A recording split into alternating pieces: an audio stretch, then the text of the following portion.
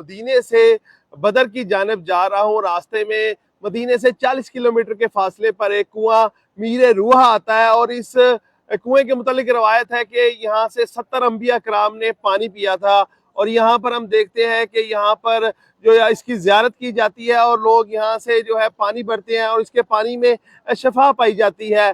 इस वक्त हमारे गाइडर जो है मुस्तफा साहब हमारे साथ मौजूद हैं, इनसे पूछते हैं। मुस्तफा भाई, क्या रवायात हैं इस कुएं के मुतालिक, आप बताइएगा। कुएं के बारे में है कि यहाँ से 70 अंबिया कराम अलैहिस्सलाम ने पानी नोश फरमाया।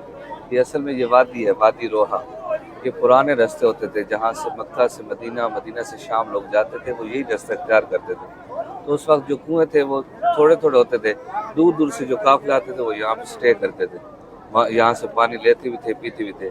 तो अंबिया कराम अलैहिस्सलाम के बारे में है कि यहाँ से 70 अंबिया कराम ने पानी नोश फरमाया। और इसके बारे में एक और बात भी है कि हुज़ूर अलैहिस्सलाम ने फरमाया कि कुर्ब क़यामत जब हज़रत ईसा अलैहिस्सलाम तशरीफ़ लाएंगे तो वो भी यहाँ से पानी नोश फरमाएंगे। ये अभी पहले तो जो हाजी पुराने आते थे उनको बड़ा मुश्किल होता था, वो उससे निकालते से डोल से पानी निकालते थे। लेकिन ये अभी तकरीबन 5-7 साल हो गए।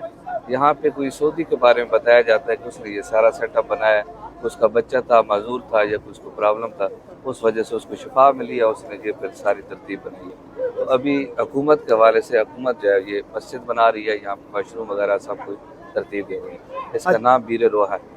अच्छा मुस्तफा बताइएगा, कोई तेल भी मिलता है इधर से कोई? हाँ जी, तेल मिलता है। रोगन बिलिसान इधर बदर का मशहूर है। बदर के पहाड़ों में एक दरख्त पाया जाता है, उससे ये तेल निकलता है, उसको रोगन बिलिसान। वो किसके लिए इस्तेमाल होता है? ज़्यादातर शुगर के मरीज हैं, जो औलाद हजरात हैं, पट्टू की कमजोरी के लिए इसके लिए इस्तेमाल करते हैं। ये जोड़ों का दर्द है, ये फालिज का मरीज है, उसके लिए इस्तेमाल करते हैं। इस्तेमाल का तरीका भी बता देंगे? इस्तेमाल का तरीका ये सिर्फ 2 कतरे इस्तेमाल करने होते हैं इसके, दूध के अंदर डाल के। अगर कोई जोड़ों का दर्द हो या फालिज के मरीज हो, उसके लिए ये 2 कतरे जैतून के तेल में डाल के लगाते हैं इसको। बहुत शुक्रिया जी। मुस्तफा साहब हमारे साथ मौजूद रहेंगे, हम आगे भी आपको ज़ियारतों के बारे में आगाह करते रहेंगे।